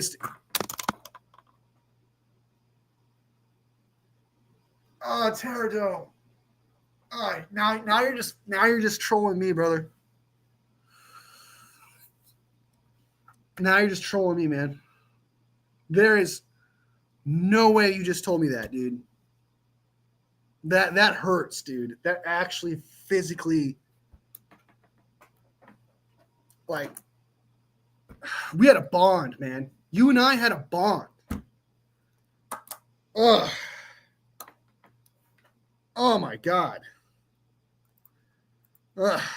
Hey, at least you can laugh out. That's all that matters. The Steelers' minority hiring record is impeccable. Look it up. Well, it's great, but I'm not looking at their minority hiring process. I'm thinking about how much I hate the Steelers.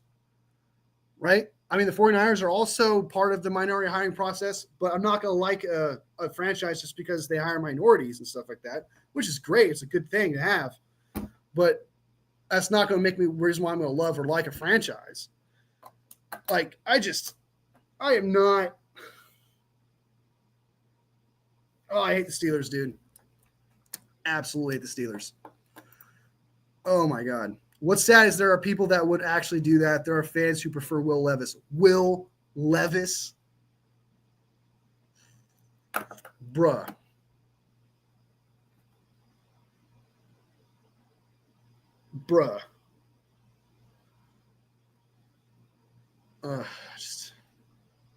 Okay. On a serious note, one thing I don't understand is that, how do I put this? There's some people out there that say, like, I'm biased and stuff like that, but it's like the reasons why I fell in love with Brock Purdy, I had my reserves. But the reasons why I fell in love with him, and I think he's a great quarterback, and he has it, it's not just because he's part of the 49ers and he's won games. It's because of the moments that he's in. He showed up. He has been reasons why we've won games. He has comeback games in the playoffs. It's really what he does in the playoffs that really sells me. I trust him in the playoffs, and those don't fall from trees. I trust him to, like, even if we're down, to be a reason that we can come back. So it's not just because he wears the red and gold that I like a guy. I like him because he does something that not a lot of quarterbacks can do. I like him because he has that high IQ accuracy with the football. I'm not saying he is Tom Brady, Peyton Manning, and all that, but he has that trait of where he uses his IQ, his ability to anticipate really well, which does not fall out of trees. I don't understand that someone just looks at Brock Purdy, who's small, not as athletic as Lamar, doesn't have the rocket arm of Josh Allen, and just thinks he's a bum. Yeah, has he had moments where he put the game in his hands too much, threw a bad interception? Yeah, but I've seen Josh Allen do that. I've seen Lamar do that. I've seen Joe Burrow do that. I've seen I've seen Patrick Mahomes do that. It happens, man. It happens. But it's like, what do you do consistently that matters the most? And what Brock Purdy does consistently the most is play phenomenal in the playoffs, has phenomenal drop between defenders' passing, accuracy, and anticipation. His faith with his receivers is second to none. It's more than just him wearing the red and gold that I show love for him. Now, I wouldn't say he's better than Josh Allen. I wouldn't say he's better than Joe Burrow or Lamar Jackson or Patrick Mahomes. I wouldn't say that. But he's sure as hell better than Will Levis. He's better than Trevor Lawrence. He's proven that in those traits I mentioned. So it's just weird that people just look at Brock Purdy casually, and then the edits you see on TikTok of people spreading the whole bullshit of like, hey, he's bad, so look at this edit that we have of him having this one interception against the Rams where he threw in double coverage. He felt like he had to do it, man.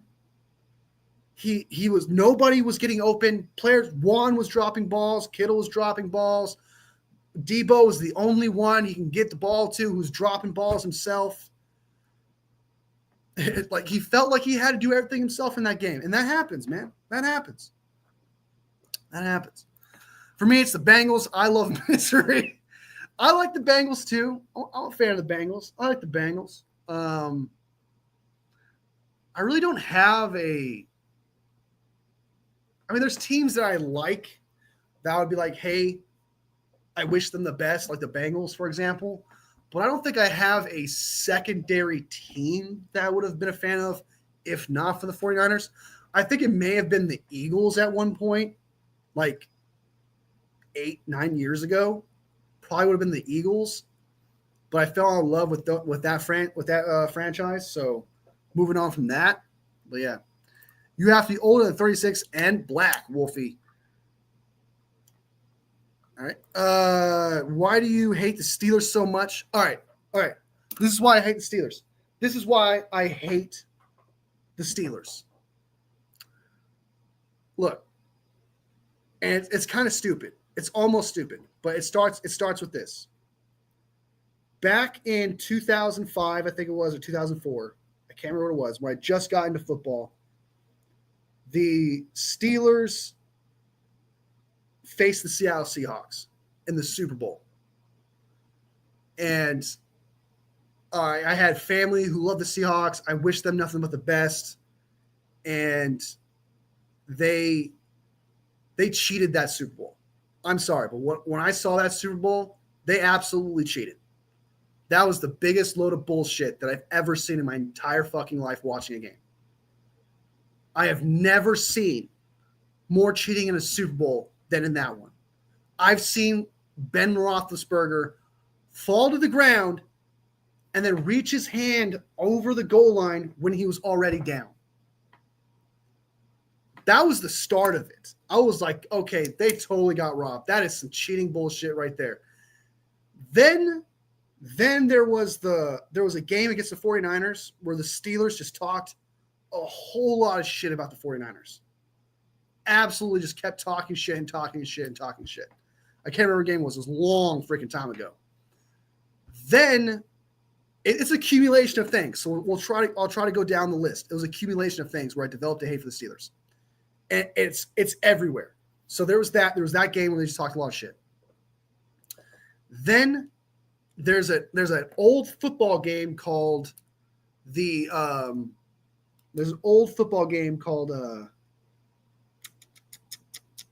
Street, I think it's called. Here it was. Every single time I had to get to the level where you're facing the Steelers, it was impossible. They kept, like, if you try tackling them, they would activate I can't remember what it was, but they activate something, they can't get tackled. They would throw the deep ball perfectly. I just could not beat them. And it frustrated the shit out of me. And I hated the Steelers even more there. I was like, fucking Steelers. Rah, rah, rah. Absolutely hated them. Then I made a bet when there was a 49ers versus Steelers game with the I can't remember back when it was, I think Kaepernick was our quarterback at the time. And I got ahead of myself there. The Cardinals versus Steelers Super Bowl. I wanted the Cardinals to win so badly. And then they slipped that. Then the Steelers ended up winning. I lost money, created more animosity towards the Steelers then. right? So there's more hate came from there. Then after that, I made another bet: Steelers versus 49ers. I think Kaepernick was the quarterback at the time, and the Steelers fan that I was made a bet with was talking so much shit, dude. He was just constantly coming at me with crap all the freaking time, and we ended up winning that game like 20 something to 13. I can't remember what it was. And I remember just being like, yeah, dude. And he's getting upset. And then, what else happened after that? Oh, I can't remember. There's something else that happened. But, and then Ben Roethlisberger. I just hate Ben Roethlisberger as a quarterback. So I hate Ben Roethlisberger. I don't like their colors. I don't like their color scheme. I don't like their logo. I don't like their stadium. I don't like their dumb little towel thing that they do. I don't like what they did at the Super Bowl. I don't like how hard they were on NFL Street. I don't like the fan base guy who talked a lot of shit when I was 4. So there's just so many reasons why I hate the Steelers. There's absolutely nothing I like about them. There's nothing. And they were the first to 60. They were. I'll give you that. I'll give you that for sure. But doesn't mean I like the Patriots. I'll tell you that much. Doesn't mean I like the Patriots. The Patriots have 6 Super Bowls. I'm not going to like them. I hate the Steelers because I grew up in SC, Ohio, and that's how I was raised. Makes sense. He never gives up on the plays. He's competitive as shit. Yeah, I mean, yeah, that I absolutely hate the Steelers with a passion. So that's where it developed from. And I truly hate them more than the Cardinals and Rams. I never want to see them win another Super Bowl ever in my lifetime. You said it before, but I can't remember. 2026, yeah, something like that. They won. They did. Them or the refs, Wolfie. I don't care. You carry that weight, man. It's kind of like with the Chiefs, where they cheat. You kind of develop the hate for the team because of the refs. But my God, dude. My goodness gracious, dude. So when you told me your second team is the Steelers, that really there's one team I hate more than the Steelers, and that is the Dallas Cowboys and the Seattle Seahawks. I would much rather see the Dallas Cowboys win a Super Bowl than the Seattle Seahawks and Dallas Cowboys. My top 3 most hated teams are Dallas Cowboys, Seahawks, and Steelers. Those are my 3 most hated teams. Absolutely hate them. So you never watched the Chiefs Super Bowl, man? I've seen 2. The video game 2, blasphemy. It was bullshit, dude. You have no idea how frustrated I was, man. Oh my God. This is like that movie 10 Things I Hate About You. It's not just like one thing though. You see what I'm saying? I have never been given a reason to root for the Steelers.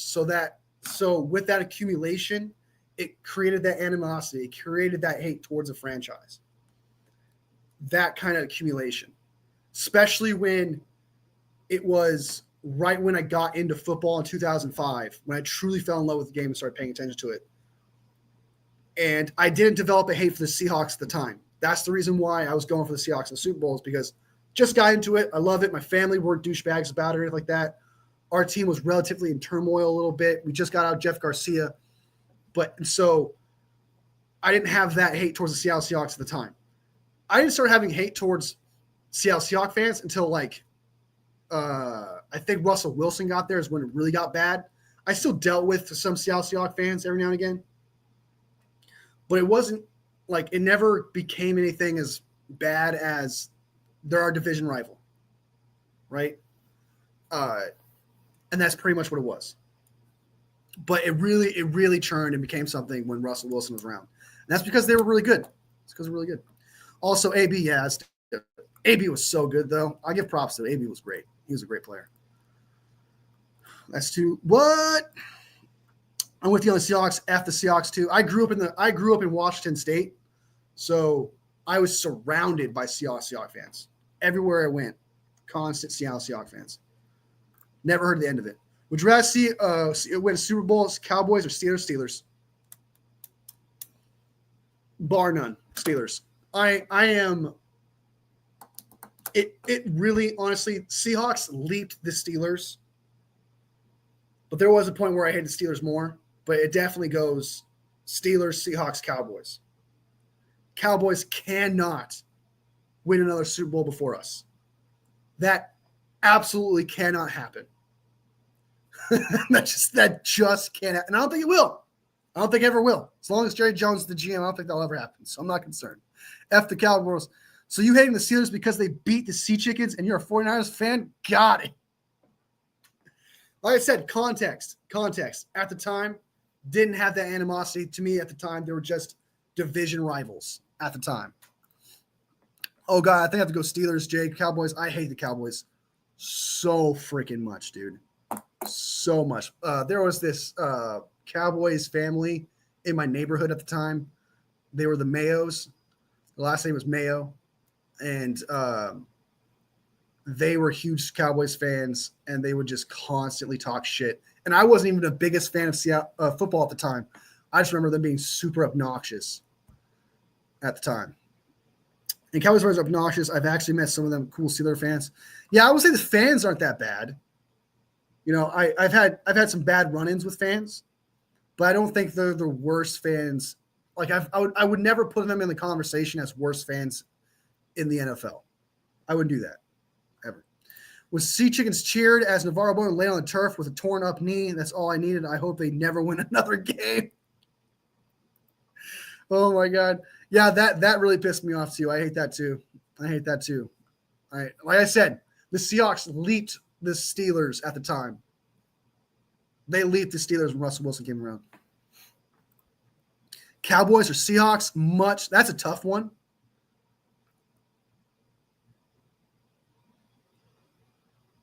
It would have to be the Seahawks. If I had to pick one to win the Super Bowl, it has to be the Seahawks because the 49ers can move to the AFC, the Cowboys can move to the AFC, and that animosity will always be there. That comparison between two franchises will always be there. That rivalry between these two teams will always be there. They are the true, like if you're a 49ers fan, you know the Cowboys and 49ers are like the rivalry, right? They're up there with we're not even in the same division, by the way. That's how intense it is. Like, you understand why the Ravens and Steelers don't like each other, right? That's a huge rivalry, but they're in the same division. So that makes sense. But when you got the 49ers you're talking about out of division, you got the 49ers and Cowboys outside of division with that huge rivalry, hating on each other, man. I hate the Cowboys the most. Honestly, I'd much rather see the Seahawks win a Super Bowl way, way sooner than the Cowboys for one good reason, which is the Seahawks only have one Super Bowl. They have one Super Bowl. Cowboys, if they win one, they have one ahead of us. And the last time we won a Super Bowl was around the same time they won a Super Bowl. So they would one-up us theoretically in debates. And I cannot have that. Cannot have it. If the Seattle Seahawks won a Super Bowl, it would suck. I wouldn't love it. I'm not saying I would, but I would certainly much rather see that than the Dallas Cowboys. Absolutely hate the Dallas Cowboys. Like, with a passion. I was pissed when that happened. Yeah, I was pissed too. I thought it was crazy, but that was crazy. They were also cheering about Lance getting injured. Seahawks fans are always cheering for injuries and opposing teams. They're absolutely atrocious. They've been bad for a long time. They've been bad way before they were ever good, man. They've been douchebags for a while. Yeah, Jake, they were like Seattle Seahawks fans, like even before they won a Super Bowl, like they are brutal. They are absolutely brutal. They were also cheering when Bowman got hurt. That's exactly what Terra Dome said there. Yeah, it's crazy.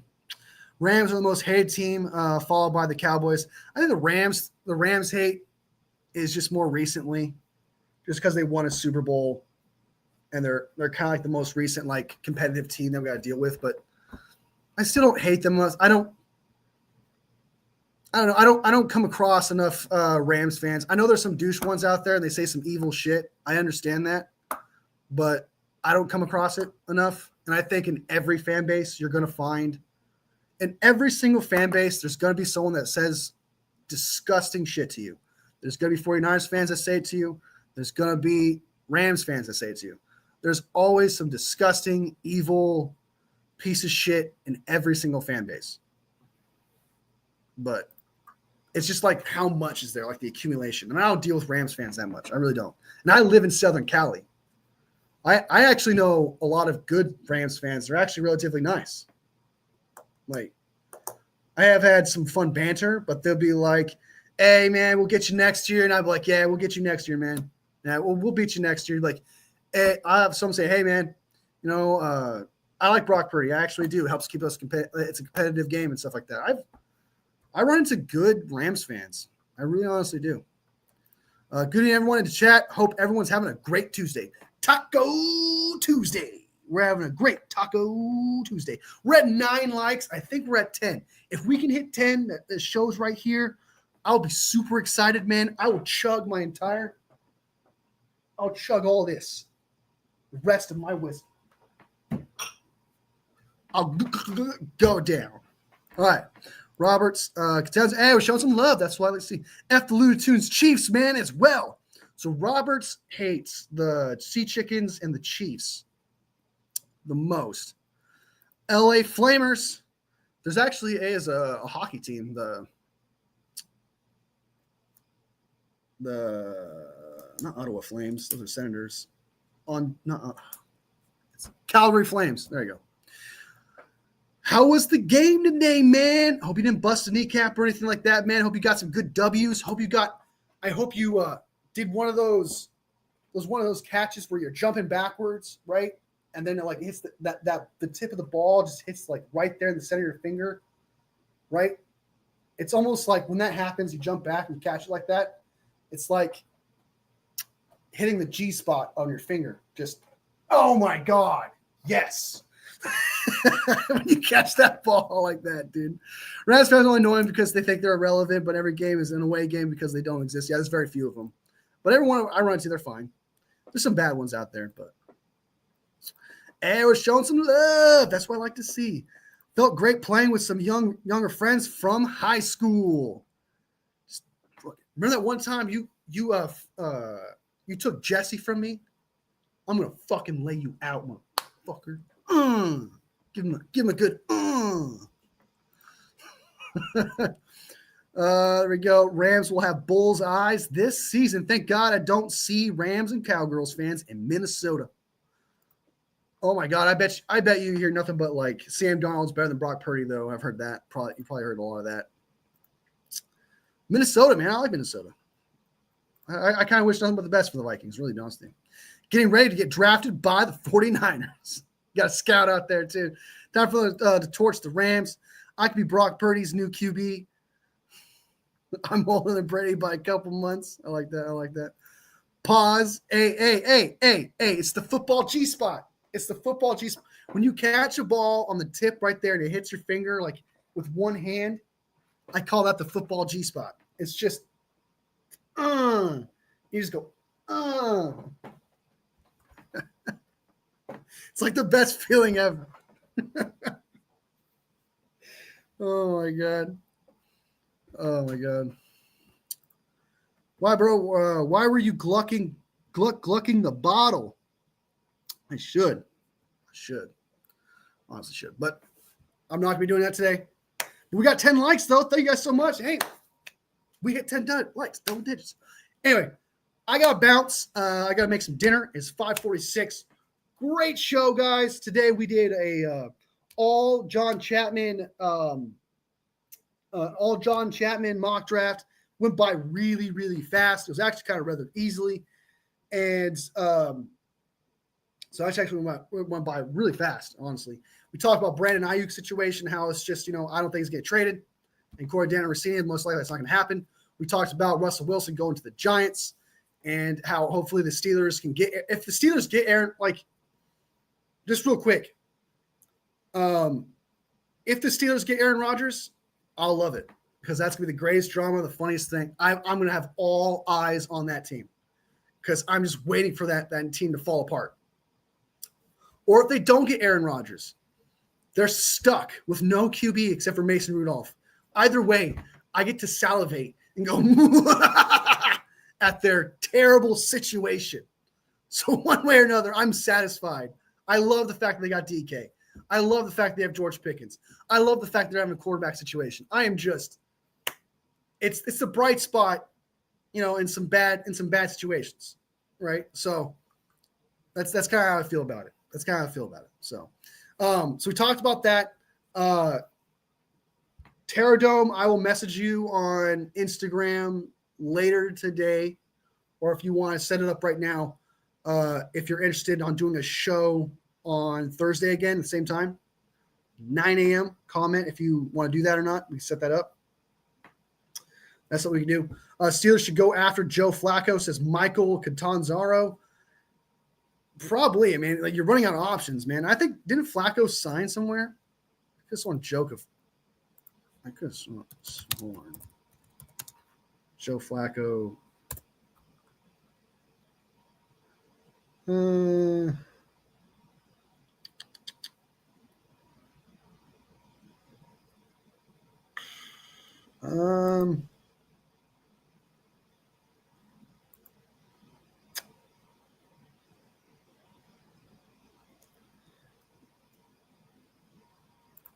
What's this tweet here? Aaron Rodgers will sign with Pittsburgh Steelers. Announced that this will be the last organization to play for before retirement. Whether it's 1 or 2 years will be it. According to Steelers Big Fan, he says that Aaron Rodgers is going to sign with the Steelers. I don't know how true that is. I don't know how true that is. Hold on. Aaron Rodgers.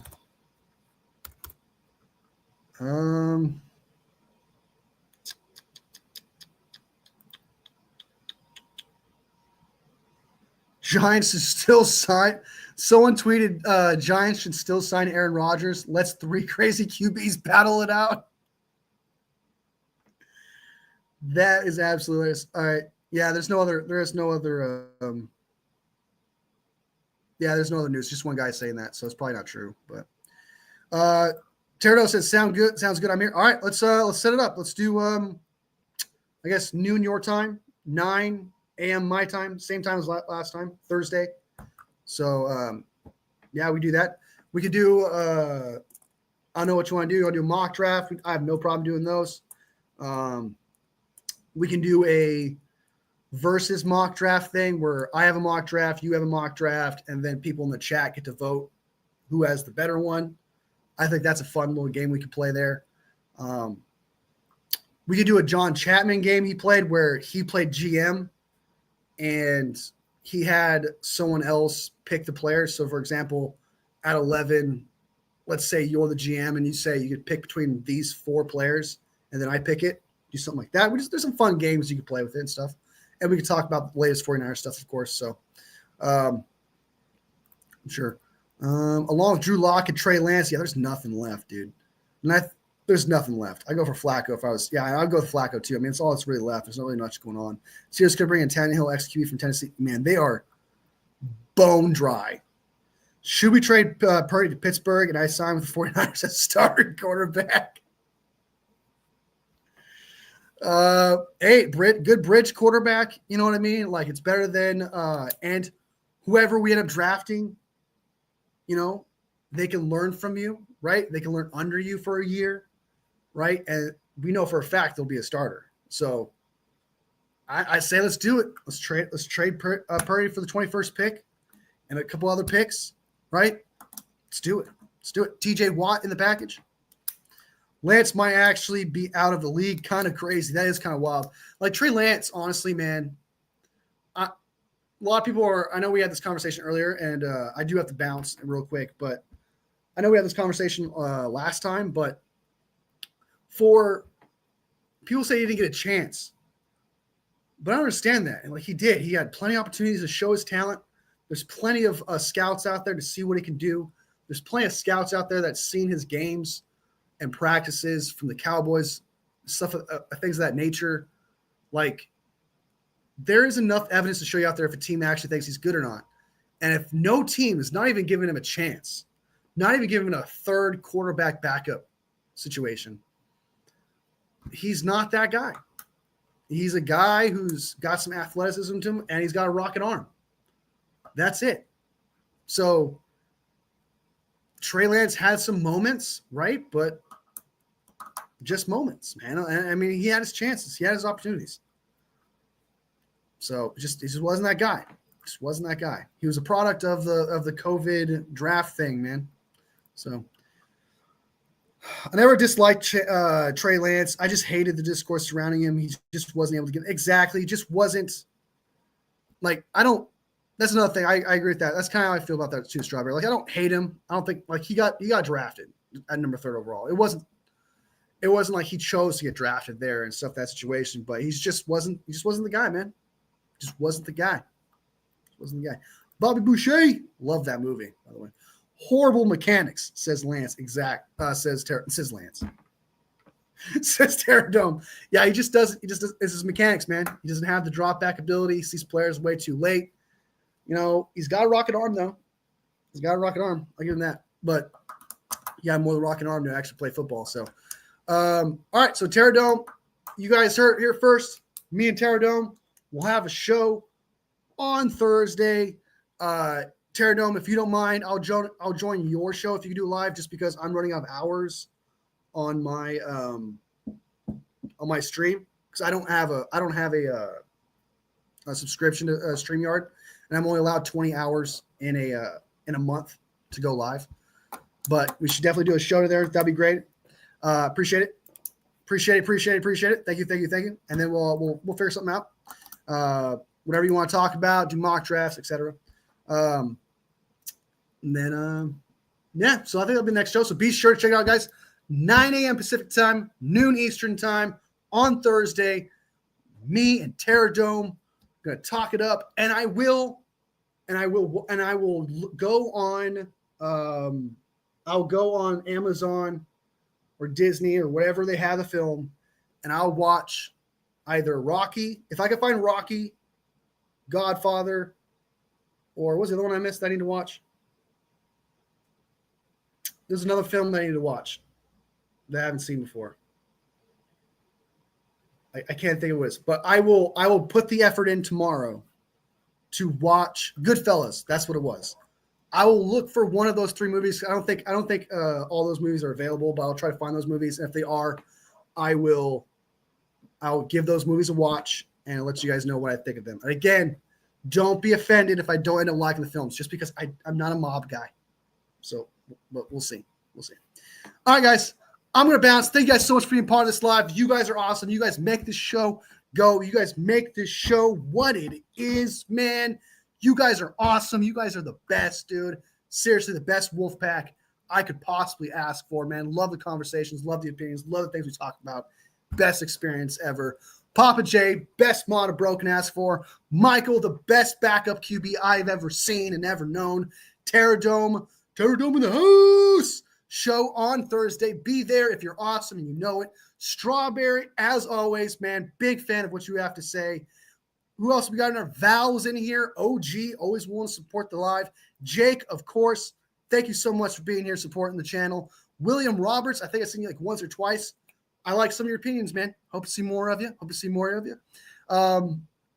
Who else was in here? There was somebody else. I'm missing someone. I know there was somebody. I think that's it. Oh, Braylon. Peace out, man. Hope you enjoyed your food, man. I know you can't hear me now because you're gone, but appreciate you being in this live. Help supporting the channel, help me grow, etc. I really do appreciate it. Steve-O with the punching bolt. He literally just sent a punch emoji and was out. But I appreciate him supporting the live regardless of his comments and his likes, hopefully. And that is everyone. Thank you guys so much. You guys are awesome. I'll see you Thursday at 9 a.m. on the Terradome show. We're going to do a lot of awesome things. Hope you guys can join us. Be there. It's going to be a blast, and it'll be even better if you guys join. To everybody who watched this later, if you like this live, if you like the vibe, you like the conversations we had, be sure to like, to sub, so you can be part of the conversation. You can be part of the Wolf Pack, because you're always welcome. Because at the end of the day, this entire live is just one big conversation. So what's it all about? We love football. And like the live, because every single like makes my 49ers heart grow from here to here. All love, fam. I'll see you next video. Bang, bang, not a gang, baby.